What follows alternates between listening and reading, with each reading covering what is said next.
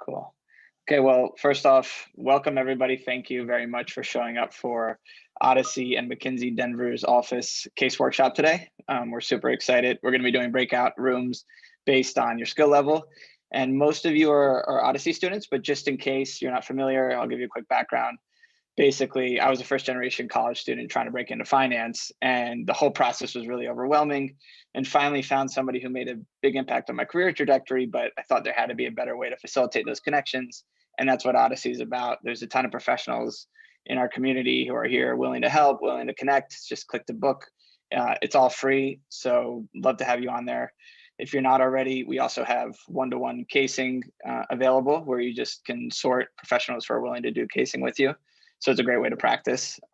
So thank you all for being here, and big thank you to Eli and Elizabeth for heading up this. And I'm going to pass it off to Elizabeth, who has really put this event together. Awesome. Thanks for giving me way too much credit. Hi, everyone. Thanks for being here. We're so excited to have you. I'm just going to go ahead and hop right into it so that we can get the most out of our time. We want to make sure you have as much time to actually experience the case as possible.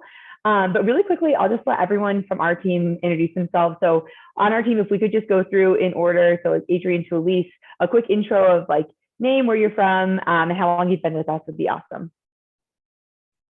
Hi, everyone. My name is Adrian. I'm originally from San Diego, California. Moved here in September to Boulder. So I've been working with the company or the firm for about 7 months now. Hi all, Elise Berry here. I'm originally from Vermont and live in Boulder now. I've been with McKinsey for, a little over 1.5 years now. Nice to see you all. Nice to meet you. I'm Logan. I'm from Omaha, Nebraska. I started full-time at the Denver office in November and had worked for them for a couple of months the summer before. So I'm sitting around 7 or 8 months. And yeah, looking forward to the day. Hi, everyone. My name is Ryan Connor. I'm a senior business analyst in the Denver office, originally from Springfield, Illinois, the land of Lincoln, and am now have been in the Denver office for about 2.5 years. So I'm one of the older ones, I guess you could say. Yeah. I'm definitely on the younger side. I'm Elizabeth again. I'm originally from South Bend, Indiana, and moved out to Denver. Started with McKinsey in October. So I've been about 6 months now. Hey everyone, I'm Eli. I'm a manager in the Denver office. I've been with the firm about 3 years, originally from Michigan, and then came to McKinsey after 7 years in the Army. Nice to meet everyone. Awesome. And Anna is from our recruiting team. She'll be on at the end to answer any questions about the interview process and things like that to get there. So we're all part of this because we want to make this as interactive for you as possible. We'll be splitting up into breakout rooms, and each of the people on here that you've met will be leading us through kind of a group case. So thanks to everyone for being here.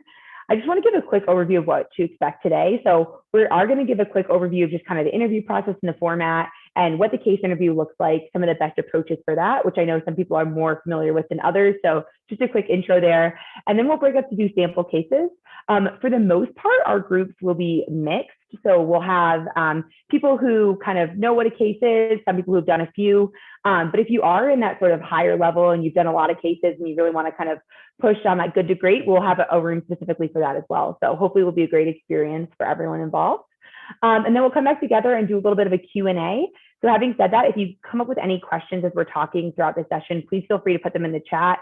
We have some already pulled up from the responses that you gave when you registered, but we're happy to take more questions throughout the session as well. Having said that, please, like I said, write the questions in the chat. Feel free to unmute to just respond if we ask something or to ask questions if you have them. When we go into breakouts, it'd be great to have everyone off mute and on camera. I know that sometimes we come to these sessions and like, you're just coming from a workout, like no one cares. We'd love to have you on camera. We'd love to see your face. We really don't care what you look like. We just want to make it as interactive as possible. And if you have been casing for a while and you have any experience that you're willing to share, please speak up, especially in that breakout room. That's really what it's for. Like there's so many different ways to approach a case. And one of the great things about it is seeing kind of a diverse set of thoughts and opinions. So please don't be afraid to share when we're in that part of the session. So with that, I'm going to go ahead and pass it over to Elise, who's going to give us a quick overview of kind of what the interview process looks like. Awesome. Thanks, Elizabeth. Cool. So the interview process revolves around kind of two key sections. So there's the experience interview, which won't be the focus of today's discussion, but just want to highlight it's definitely equally weighted to the case. So definitely a key part of the interview process. That's where you'll, be asked a question and you kind of give examples of your past, leadership or achievements in a little bit more detail to let us know kind of who you are, how you handle different situations, how you kind of deal with teams and other people. So that's an important part of the interview. And I think anyone here is more than happy to answer questions about that during the Q&A or offline. But today we'll really be focusing on the case interview. So this is part of the interview where you will be posed with a McKinsey problem. It's very much a real world problem, very similar to something we might encounter from, one of our clients, a question that they would pose to us that we would work on for, a period of time. And the idea here is to really assess your problem solving skills, think about how do you work through a problem, how do you kind of structure your thoughts, how do you get a little creative with the solutions. And so I think if we go on to the next page. Thanks, Elizabeth. So really this case interview is meant to do two things, and I would definitely approach it as such. So it's meant to give us an opportunity to learn about you, certainly, but I wouldn't underemphasize the left-hand side of the page, that it's also an opportunity for you to learn about us.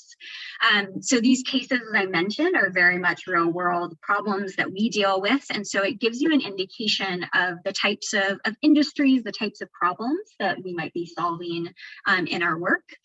It also is very much geared towards what's it actually like to work in a team and to problem solve this. And so going through a case, when I was first learning how to case it felt like a very new thing to me. It felt, a bit strange that this would be part of an interview process, but this is very much how we go through a problem in our daily team. So it gives you a bit of a flavor for how work would look like with us, how we work together as a team, how we go about solving problems for our clients. So then on the right-hand side, this is a real opportunity for us to see how you think, how you approach a problem.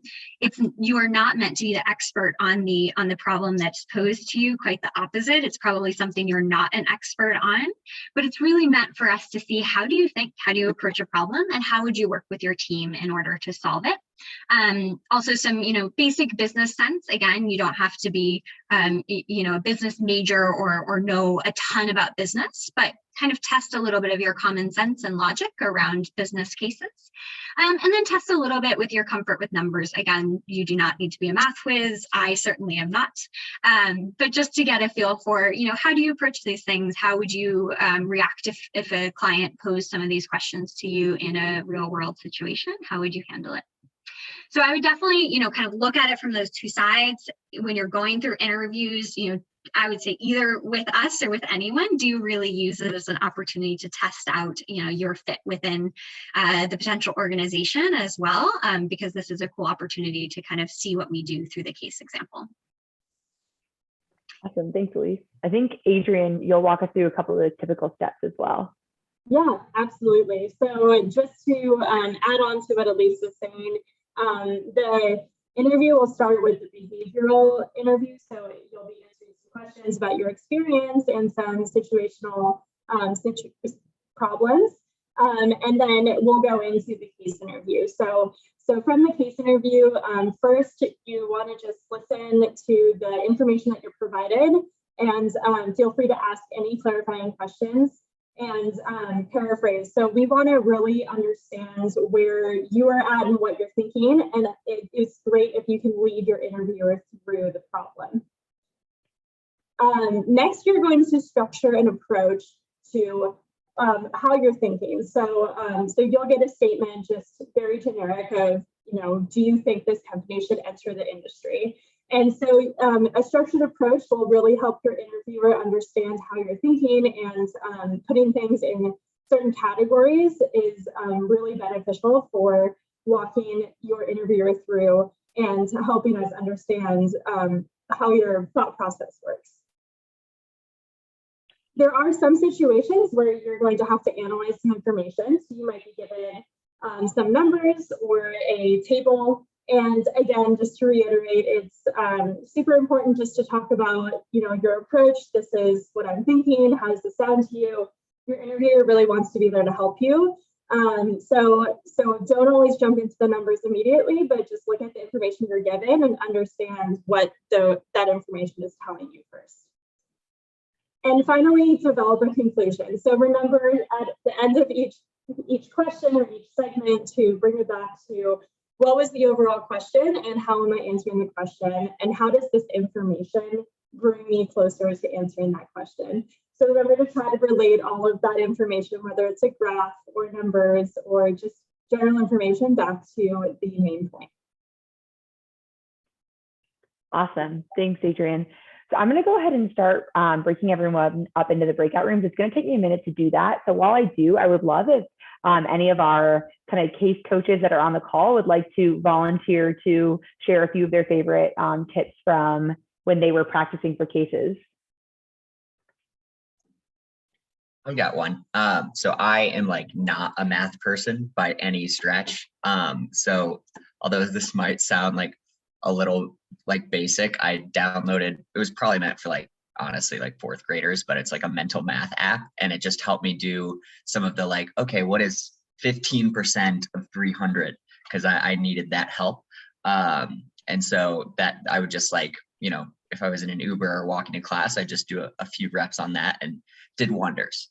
Like maybe took me up to like back to like an 8th grade mental math level. One thing in addition to practicing the mental math, practicing the cases, take notes as you do a case. So, you do a practice one with somebody and then go back to it if you can down the line. Because that'll actually be really, really helpful for you. I knew a lot of people who they just did as many cases as they could and they kind of kept making the same mistakes. So it can be really useful to go back 3 weeks, 4 weeks later, go to a case that you've done before and see if you're approaching it differently or if you find yourself getting caught on the same sort of thing.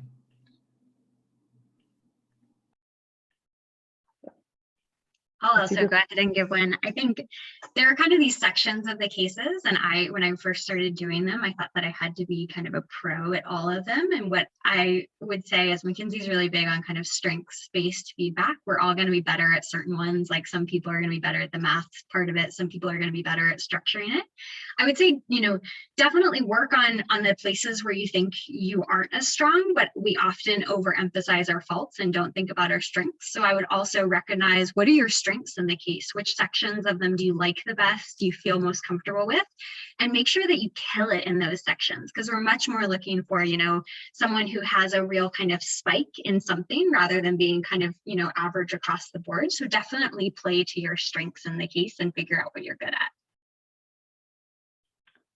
Awesome. Thank you. That was perfect. So our breakout rooms are ready. Before I open these, I just want to clarify.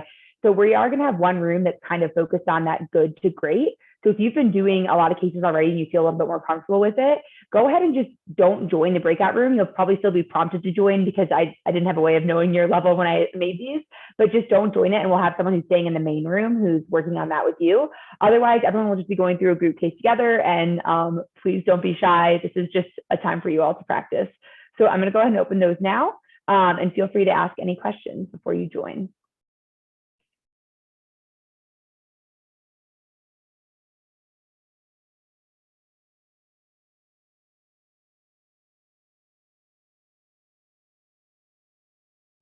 I just wanted to clarify really quickly, if we wanted like the advanced version, would we stay in here or go stay here? Yep, stay here. Thank you. Sorry about that. No, I'm sorry it wasn't clear. That actually makes me think I should have communicated that more clearly to everyone. So hopefully. No, you're good. My AirPods have been cutting out for like a random second in all of my meetings. So definitely have to buy new ones. It wasn't your bad. Such first world problems with our AirPods. Awesome. So Logan's actually going to be leading the session. I'm going to be kind of jumping between rooms, so I'll hand it over to him. Right on. Okay. Nice to meet you, everybody. Okay, first and foremost, what I'll say is if anyone has specific questions or specific areas. So if we're talking about good to great, I'm going to assume that everyone has the flow of a case. You've done a couple at this point, and we can kind of focus more on how to excel at different areas of it, how to structure it, and unstructured or prep. So is anyone in this room not dialed in with what you'd consider the basic flow of a case? And are there any specific areas that we want to talk about? Feel free to just hop off mute.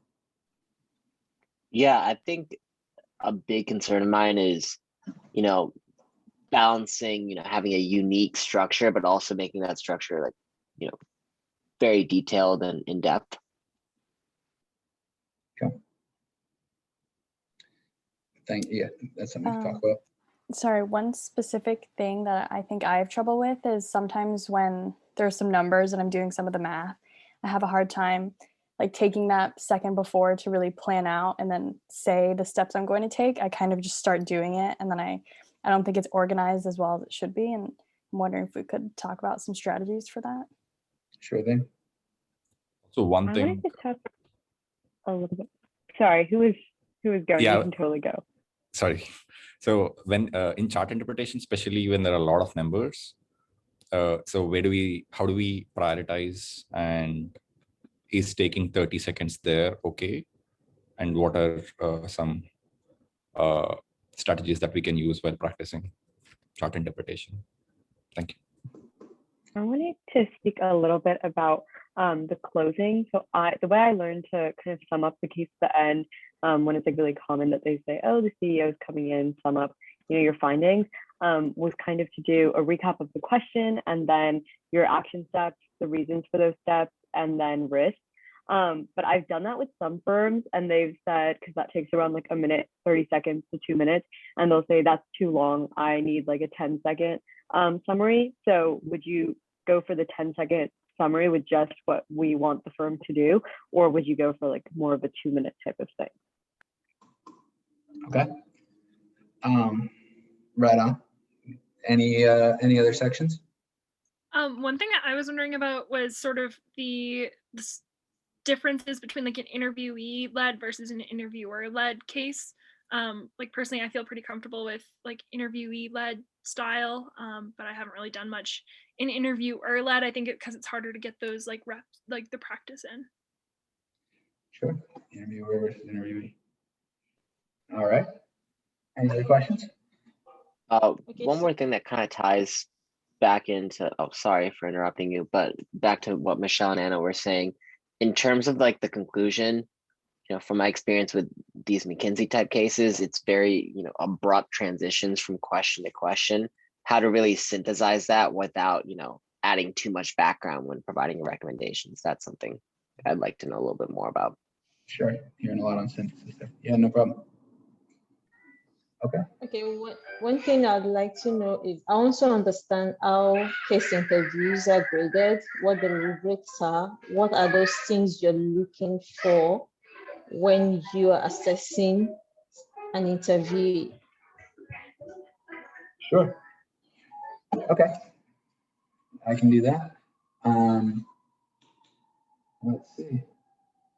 Anything else? Any other specific questions that are kind of part of as a part of the case structure? Otherwise, we've got stuff on framework, we've got stuff on the math, the chart interpretation, and the recommendation, and then a couple overalls. So I'm happy to start with those overall questions and then start going through. Yeah, I do have another additional one on math, specifically with the distinction of just when to speak out loud during the math and when to kind of just follow your framework when it comes to it. Just to see how vocal you should be during that times, because it could be nebulous on a case-to-case basis.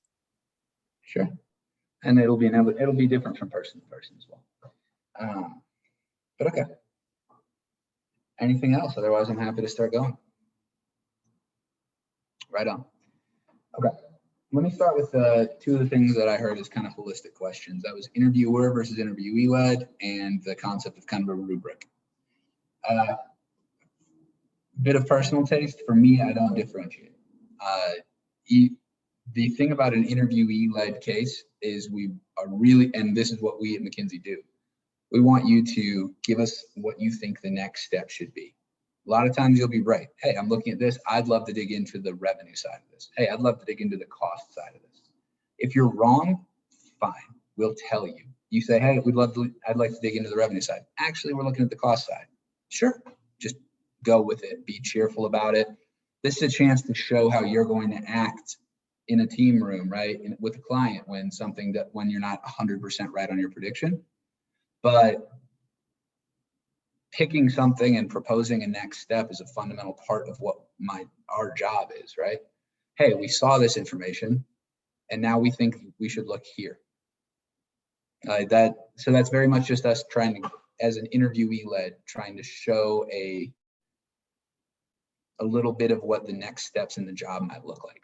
So as far as interviewer versus interviewee, I never differentiate. I always push. And my advice to you on that would be, don't worry about it if and when you get redirected to something different. That's fine. As far as the question of a rubric, there's not a clean rubric. There's not, oh, points for this, points for this. There are things we look for in each section, which we'll talk about as we go, but I'm not looking at a rubric in general. Each case has a solution guide, so that I kind of make sure that I don't screw up the mental math as I'm proctoring, but it's really more impress us at any stage. There's opportunity at every stage of this case or of any case to stand out. If that's your framework, there's ways to be exceptional through the framework stage. There's ways to shine at the mental math. There's ways to shine at the way that you structure and communicate all the way through to your recommendation.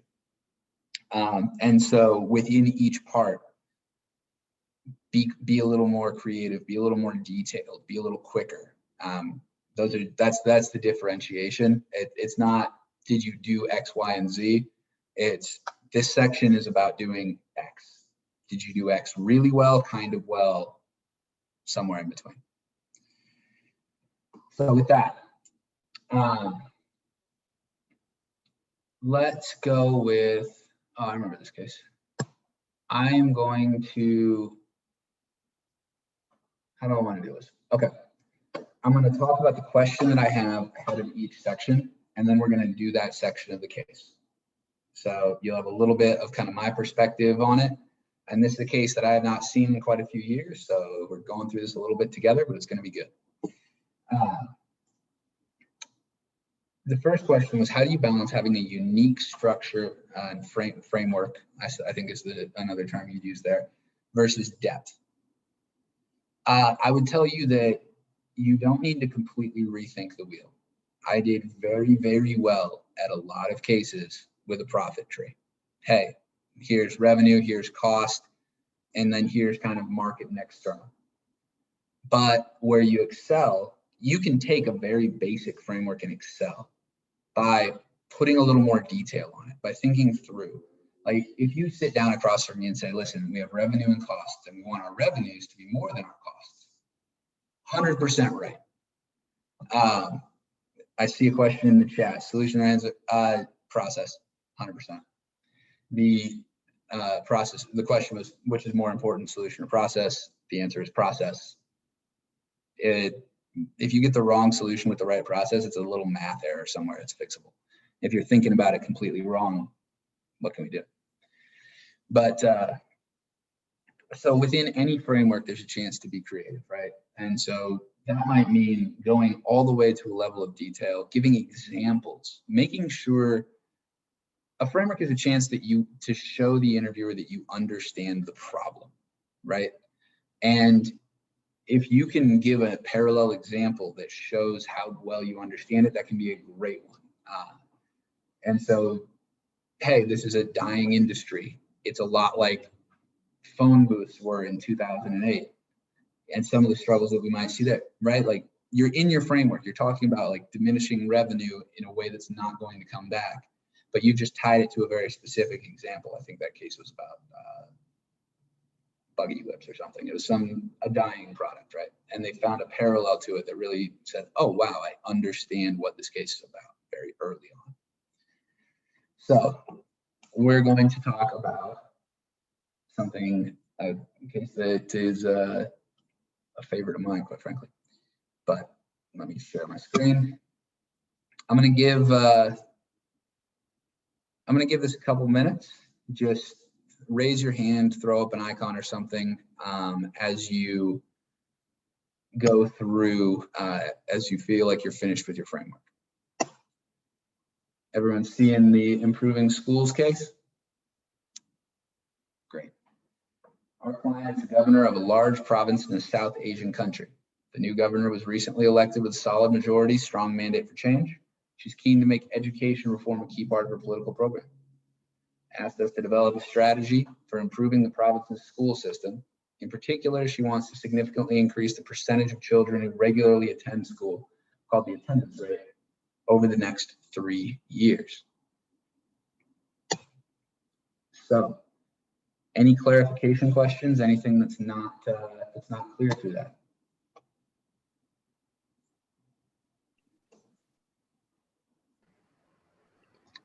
Are there any? Could you, yeah, what were the primary goals of improving the school system?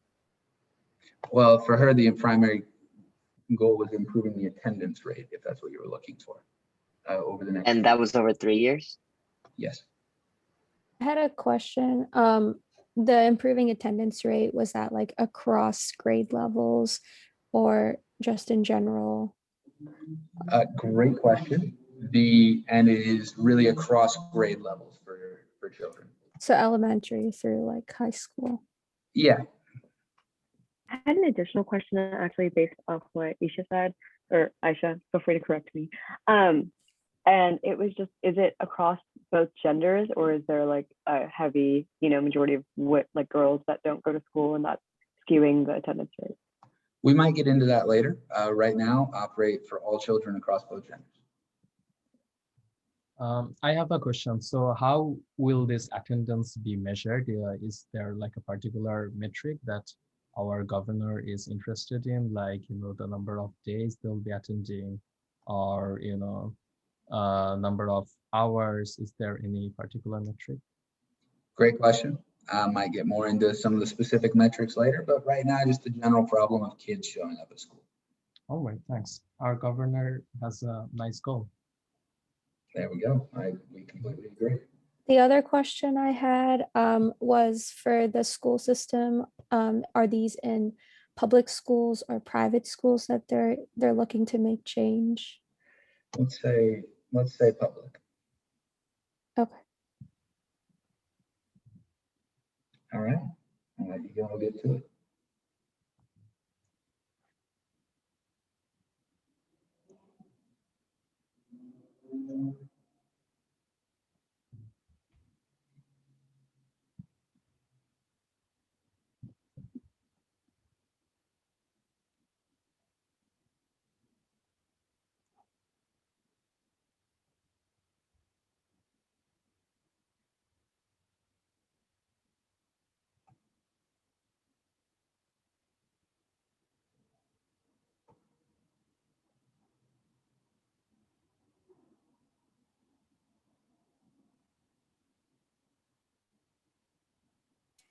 Can we start with a more detailed questions? No. Right now, the question is just how would you approach the problem?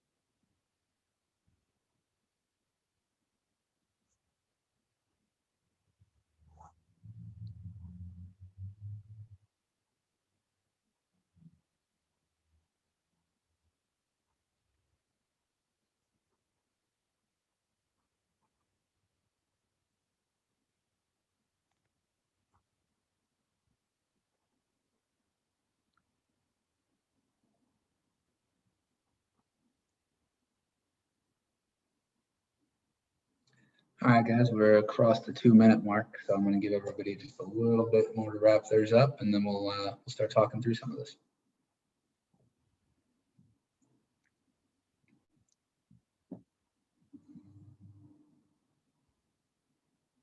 Okay.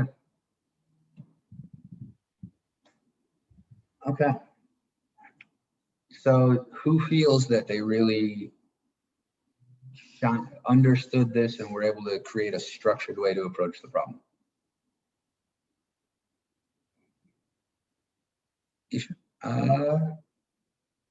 Let's go with Isha. Actually, I think I did see your hand first, but we might compare a couple. Is there any way? Yeah. Is there any way you can show us what you wrote down? I kind of texted it to myself, but so I think it'd be kind of hard to show. But kind of the way I approached the problem was like for attendance rates, there's kind of two factors for people for people being in school. One is that there has to be reasons for people to keep coming back to school, so staying. And then the other on the flip side is there has to be looking at the reasons of why people are not coming to school. So kind of looking into the staying reasons, if we're looking at good teachers, good friends, and kind of what the school's offering itself are factors for keeping the retention rate within the school. And then on the flip side, for the going, why are children not staying in school, and looking at those issues to consider in a structural way, like are they having transportation issues? Is there something that's going on within the family, or do they need, or like is there like lower income levels? And so that was kind of like my like two-pronged strategy, and kind of looking at the problem as a whole. Okay, I'm going to push a little on this one because I want to talk about some of the other ways that we might think about this and some of the things we look for. You mentioned in your second group, family support. Is that not something that could apply to both of your categories? I think there's definitely intersection between the categories. Like family support, meaning like whether like family, when I say family support, like as a going, I mean, is there a reason why the student can't go to school because of the family needing them at home? And then on the same, like on the other side, like is there a reason why the student is going to school because the family is supporting them and going through school? So it definitely falls into both categories. So yes. So is there a way, so one of the things, you'll hear the term MECE, which I actually hate, but it actually does break down very well. And as I started my actual job, I understand more about why we talk about it. MECE is mutually exclusive, collectively exhaustive. The reason this matters, imagine I'm the manager of this study and I have, let's say 4 people, 4 associates, analysts, all of that working with me. And I need to give each of them a work stream. I want to break this up into such ways that I have nice, clean work streams. So let's say I had 2 people and I say, all right, you're in charge of why are kids not going to school? You're in charge of why are kids not staying in school? And then they both suddenly find themselves working on, right, the issue of family support. So when we talk about MECE, we talk about dividing this up. One of the reasons that matters in the actual practice is because I need someone different to focus on each different thing. And so that I'm picking at this here because you guys put yourselves in the good to great group. And so I want to make sure that we're thinking about, yeah, that's a great way to do it. You got some really interesting root causes, but some of your roots could have really come from either direction. And when you start thinking about how we want to split this up, it could touch a couple different ways. I'm going to give somebody else one quick chance. I think I saw Anna's hand. And so Anna, do you think you can talk through your framework in 20 seconds? Yeah, so I split it first into maintaining attendance, and then the second category is retention. And then under getting attendance in the first place, I put economic issues, social cultural issues, and logistical issues. Economic being mostly that children need to attend another job or do something to support their family. Social being that the culture doesn't value actually going to school and doesn't tie education with success. And then logistical being just the path to school being too long, or the child can't afford uniforms or something like that. And then retention being things like quality of teachers, extracurriculars, how much students actually enjoy school. Sure. I'm going to make the same push, and I think you know this is coming, right? When you talk about why people aren't going to school at all and why they aren't staying, are you looking at a lot of the same things? So I'll talk through very quickly the answer that we kind of think of, that we've kind of come to as like a really nice, cleanly structured answer. And for us, that's, okay, let's think of this in two ways: supply and demand. So we've got the supply of schools, or sorry, supply of schools. Why might parents not have access to send their kids to a school? And then we've got demand issues, which is why might they not want to, right? Like can't, if they want to but can't, or if they don't want to, why? And so when we think about the demand, why would people not send their kids to a school if they could? Then awareness, poverty, children working jobs, health limitations, cultural norms, all of this plays into why people might choose not to send their kids to school, right? And then on the supply side, why might people not be able to send their kids to school? And that might be too few schools, poor teachers, poor curriculum, physical access. You might have people in remote or rural areas, technology access, people who don't have internet connectivity. Is that now a staple? And do people who don't have it feel that they shouldn't bother sending their kids? You're hearing a lot of the same root causes, right, that you guys got to. And the thing that's important is I can split this as a manager. I want you to work on why people are choosing not to send their kids to school. I want you to work on why people can't send their kids to school, right? You see how that might start breaking up into these nice, even work streams. And so the point of this, it's not necessarily right about the root cause. It's about looking at it in a really cleanly structured way. And so if it's something like a pyramid, there shouldn't be anything in one bucket that could easily go between the others, right? Or if there is, maybe you call it out and make it its own bucket. Tell me that if you find yourself there, hey, you're a minute and a half into this framework and you realize that you haven't been perfectly MECE, fine. Just call it out. Say, I'm thinking about it in these ways. I recognize that some of these issues go across, so there might be other ways to think about it, or I might just bucket these issues as just fundamental, deeply tied things like family engagement. It's not perfect, but it never will be. A lot of times it takes us in practice a long time to figure out how we want to break these work streams up, and we're asking you to do it in a minute. So does that make sense? And do you understand the push I gave there? And then I want to make sure that I touch on in a way that you find useful the question of how do you think of a useful versus a unique framework, or unique versus detailed, I think is the actual initial question. Is there anyone who doesn't see why can't and won't, or supply and demand, are useful ways to segregate this to where I don't have a lot of overlap? I was going to ask quickly, is the goal to have like zero overlap? Because here I would say like demand would be, there's no like demand for the schools because maybe they don't have enough teachers. But then you said that also goes in supply. Like supply would be there's not enough teachers. So supply would be there's not access to a school. Demand would be there's not demand for schools. The parents don't want one for their kids, right? Okay, that makes sense. I also got the 5-minute flag, and unfortunately, that means that I'm going to have to start speeding through.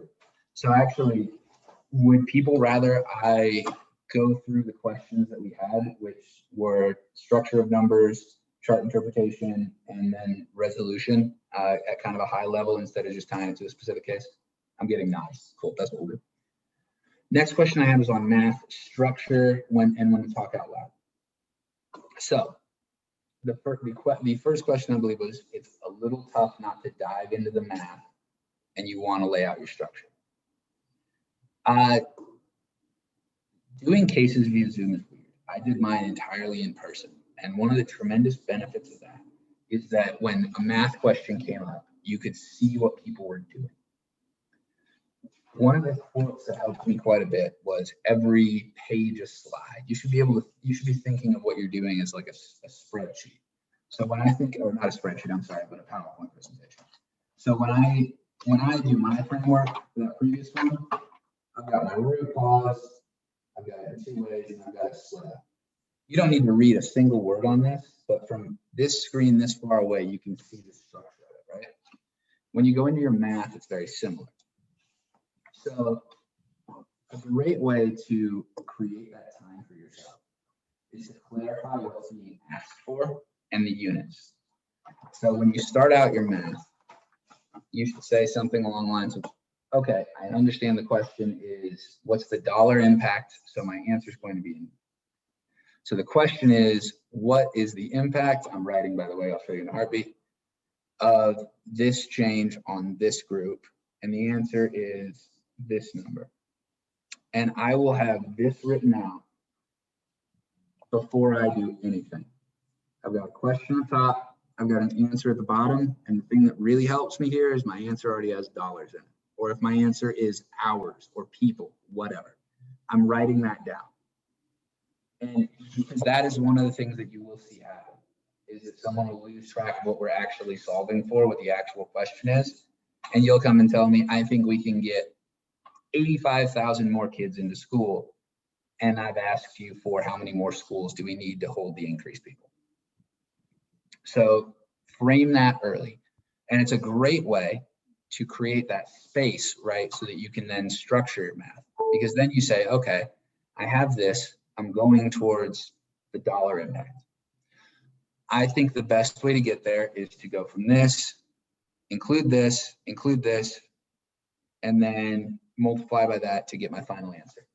And you'll just kind of write that down as you go, A, B, C, step A, B, C, D. Does that make sense?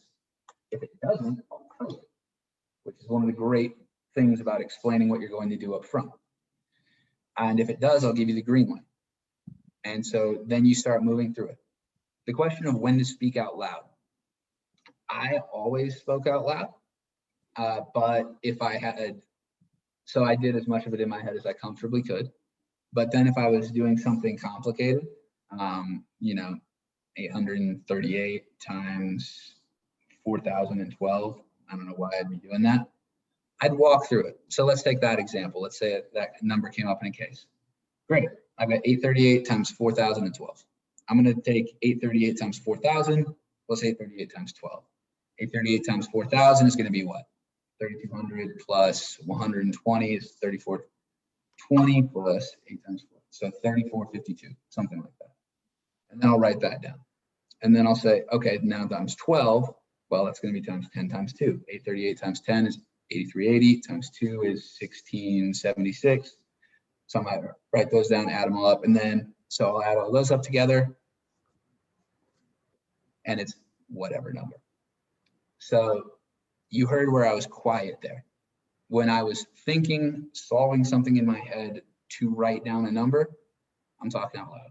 When I've got numbers written down, I'm adding them up, whatever it is, it's gonna help me just to lock in on that for 5 seconds and get it done. Very much in your comfort level, but never be shy about talking through what you're doing, because that will also help people, that will help your interviewer flag you if you're going the wrong direction. I had one of my interviews where I said, hey, so I'm gonna take this, I'm gonna take 400 times 612. And they said, where'd you get 612 from? That's a hint, by the way. That's them telling you, that's not you saying, no, that's the right number. That's you saying, where did I get that from? I think it's this number, and I'm taking it times 400 because of this. And they will help you walk to where you might have grabbed the wrong number.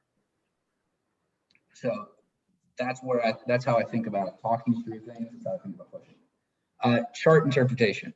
My big thing, speak out loud. So you've got your chart. What is the main takeaway? A lot of times you'll get a chart without a title. And so it can really help to start with, what would the title of this chart be if they gave it to me? Oh, it looks like we are seeing their GDP performance year over year for the last 10 years. Great. I also see that it's going up over these last years. And it seems like it went up more here than it did here. If you're comfortable, maybe you start talking about percentages at this point. It went from 50 to 100, then 100 to 125. So the growth rate cut in half over the last 2 years compared to previous. You don't have to do that. But the most important part of that is, I see we have growth rate. I see we have GDP. I see we have time for this. So as a general, sometimes they'll give you that title. I'll say the title out loud. It gives me a second to say what I'm looking at, parse it through myself, and then I can start talking about whether things are going up or down, if we're looking at big numbers or small numbers. The last thing I'll say as the room starts to refill is that the summary piece. So action, next steps. You should be able to speak to it in 10 seconds, and then you should be able to speak to it the same explanation in 2 minutes. That's almost when you think about your framework, that's almost reading the top line of it versus reading the bottom of it. And so you can read that 15-second and say, I'm happy to go into detail on anything else. And that might help you, give you a read of your interviewer and if they want you to explain more about something. And thanks, Logan, for giving that last tip to the group as everyone's filling in. That's perfect. Great. I think looks like we've just got everyone back. So thanks, everyone. As we're flooding in, it would be great to get an emoji reaction for how we're all feeling right now. So click in the bottom, give me a little sign of like, you know, if you're feeling like the open mouth surprise one, that's fine. We just want to know. Okay, people are feeling pretty good. Not too bad. If I had been in the advanced room that I was listening in on, I would have been feeling I would be like sweating right now. So don't worry, we're not all as good as as that advanced room can be. We're going to take these last few minutes that we have to just kind of answer some questions. We got a ton submitted when you all registered, so thanks for doing that. And before we do that, because so many of our questions touched on recruiting, I wanted to give a chance to introduce Anna, who's a recruiter. So Anna, if you want to introduce yourself and I'll put up the recruiting timeline for you to talk through. Hey, nice to meet you all. I'm actually brand new, fresh to the Denver team. Just joined last week, but I've been at the firm a while now, so should be good go-to person to help you with recruiting questions. And I started as an executive assistant, so working on kind of the client teams and working directly with partners and senior partners, supporting them. Transferred over to recruiting a couple years ago, and really excited to be here. So happy to answer any questions you have. The career site is really fantastic. Definitely recommend digging around in there. There's a lot of prep materials, a lot of our deadlines and more information. But if you think of anything else, definitely feel free to contact me. Thanks. And I know, Anna, I think most of the students on here are kind of at that undergrad level. So just so they know, the applications are open through July. Is that right? And then they can interview in the fall? Yes, I would recommend interviewing or applying by that July 19th date. And we'll start reviewing shortly after that. So I wouldn't say that there's as much urgency to apply now. Also, the application process is super simple. We really just need your resume. And then it'll ask you just kind of some preference questions. So it's a pretty quick process. So for our undergrad, I saw your question. It's not on a rolling basis. We do typically fall recruiting. This year, it'll be this August to October timeframe. For our experienced hire, I'm not sure if we have many on that would fall in that bucket, but typically people that have been working a couple years post undergrad, we do on a rolling basis. They don't differ by school or office. It'll be this July 19th is your like ride or die date. Like just put that one in your calendar. Gotta submit before then. The only one that differs is for freshmen. I think you have a little bit later. I can double check, but I think you have until possibly September or October. Everything undergrad will typically be this August to October timeframe, except for our freshman recruiting. And Anna will be on, so if you have more questions about recruiting, please keep sharing them. I also know there's a ton of information on the website, so dates and stuff should all be on there. But if you have any additional questions that are a little bit more specific that you can't find on the website, you can email Anna. She'll share her email in the chat, and she's happy to talk with you. I know we have like some different programs, so make sure you read up on those on the website. Great. Okay, so going on to the questions that we got, Eli, I would love to put you on the spot to ask how you found your path in consulting, and is this always what you wanted to do? Based on your intro, I'm guessing not. So I'll let you go ahead and answer that. Yeah, so I came to consulting, or I should say I went to business school, I guess, primarily as a career transition from the military. And then while at business school, really learned about what consulting is for the first time. So for all of you guys in undergrad who feel like you're just learning about it, I didn't know what it was until I was probably 30 or 29. So you're way ahead of the curve there. And the more I learned about it, the more I just thought that it would be a very cool career to do fresh out of business school, and working on a lot of different projects, getting exposure to a lot of different industries. Because in my case, I had only been exposed to the military, and working with a lot of really amazing people doing a lot of really different things from all over the country and all over the world. And as I've been here, I think I have found that all of that is true and more. I do think that there's a big no regrets part of consulting, and that even if you do it for a short amount of time, you get a ton out of it. But I do think for a lot of us, it's also something that the problem solving and the fast pace and all the cool different things you get to work on really does appeal for me, and has certainly contributed to why I've stayed here for 3 years and plan to continue to do so. So that's my story. Awesome. Thank you. Ryan, to keep it moving, could you talk about what you see as different in McKinsey from other large consulting firms, and why we should convince everyone here to apply to McKinsey? Yeah, definitely. So I think when talking about the differences, definitely want to highlight McKinsey Denver specifically. Couldn't agree more. We'll have someone else talk about why Denver specifically too, so don't worry, we're covering all the bases. So one, first off, we'll say all consulting companies are great. It's a great time, would never knock another company. I think one of the things that I've really enjoyed about McKinsey, that I think is one of the kind of only at McKinsey, is I've gotten to do a lot of studies in such a broad, different variety of interests. I think one of the unique things about McKinsey is we really do take people from all sorts of different academic backgrounds, and we have just such this intellectual horsepower in all of these very specific industries that sometimes we get asked for clients to solve problems and solve issues that maybe they might not go to some other consulting firms for. So I've been able to work on some things that have not been traditional business case work at all. I've done some gender equity for a large philanthropy organization, just a totally broad range of issues, which I think is a testament to what our clients trust us to do and the breadth of expertise that we have at the firm. So as someone like me who joined consulting because I didn't know what I wanted to do with my life and wanted exposure to a lot of different things, I've really felt like I've been able to see the most pressing problems and tackle some of the most complex solutions with a really, great team across all of those different industries, rather than just kind of some of the more traditional business consulting of profit loss statements, things like that. Yeah.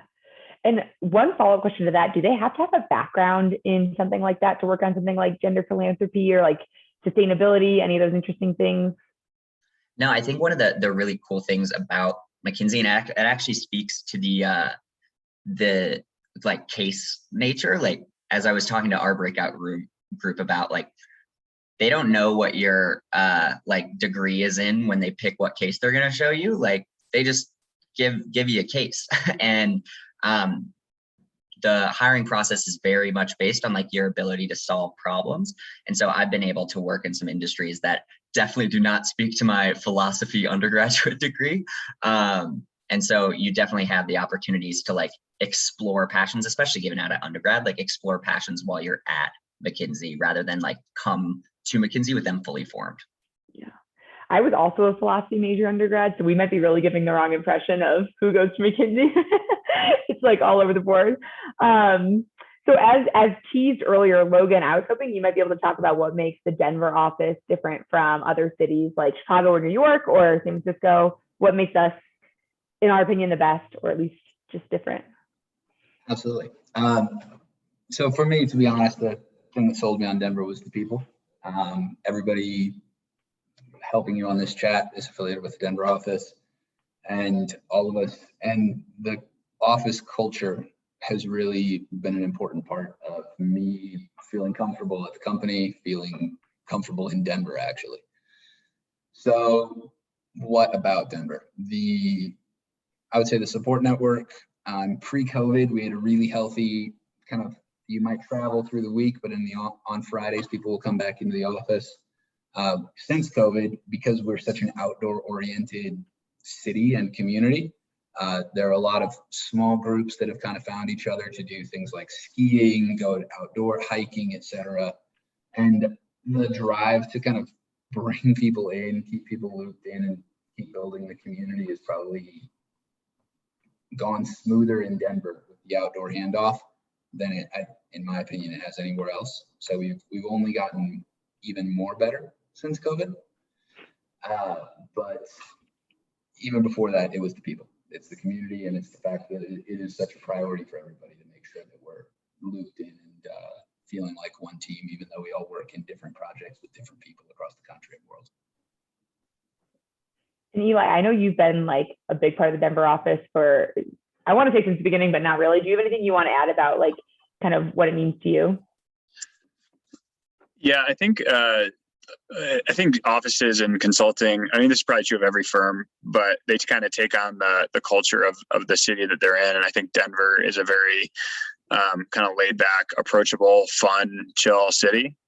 And McKinsey can in sometimes be like a demanding job. And so it's nice to live in a place where people are drawn there, I think, for similar reasons. And people come there with similar attitudes where, work is very important. We take our job seriously and we love our careers, but we also have fun, and we also hang out outside of work, and we also hike in the mountains, and we love where we live. So. Yeah, definitely echo that. In our last minute here, Adrian, I just wondered if you could speak very quickly on like how things have evolved in COVID and what some of the things that we've done as a firm to kind of try to like stay engaged and keep everyone happy during this remote setting. Yeah, absolutely. I did see some of the questions in the chat about that as well. So I started in September and have been completely remote ever since. It definitely is a challenge, being over Zoom with your colleagues and also with the clients. But I think that there's been a lot of different events at McKinsey to try to stay connected with your office and also with the people that you work with, if that's within a practice or a group or even just, the client. So we do, depending on your group and the client you work with, my team does team events every 2 weeks. We're actually doing a wine and paint night tonight. So that should be really fun. Some other things that we've done in the Denver office, there's a really great program that actually Logan is a part of, planning the Final Fridays. So, we talk to different groups and Logan's laughing. You just get to hear from different speakers. So that's really great. There's also a lot of connectivity events. So I'm in the operations practice, and pretty much every Friday, there is some kind of event that you can, get to meet new people, even if that's like one-on-one coffee chats, or if that's in a small group.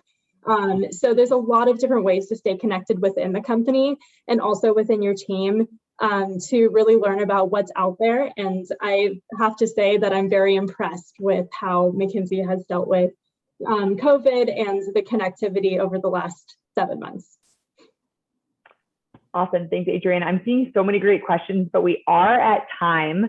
So I just want to thank everyone so much for being here. I'll pass it to Brian to close us out. But last thing I'll say is members of our team, if you're willing to take questions via email, you can go ahead and drop your emails in the chat. Mine's already in there. And please feel free to reach out to us. We'd love to connect with you and keep you plugged into what's going on in the Denver office, and hopefully get your application sometime in the next few months or in the next few years, whenever it works for you. Thank you so much, Elizabeth. That was amazing. And anybody, if you missed one of the emails, I'm sure if you reach out to me, I can forward it along to Elizabeth and see if we can get you in the right spot. Just want to thank the whole McKinsey Denver team again. This has been amazing.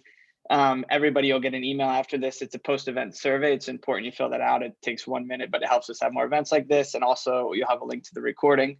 If you want to rewatch it, go back or check out the main room. Also, as I said before, we have consulting professionals on Odyssey. You can connect with people from this office. from other offices. You can do one-to-one casing workshops. And also we have a fellowship for consulting over the summer that you can do in conjunction with an internship. So highly recommend checking that out. So just thanks again, and hope you all have a great rest of your Thursday nights. Thanks, everyone. Thank you. Thank you. Thank you. Thank you. Thank you. Thank you. Thank you. Thank you.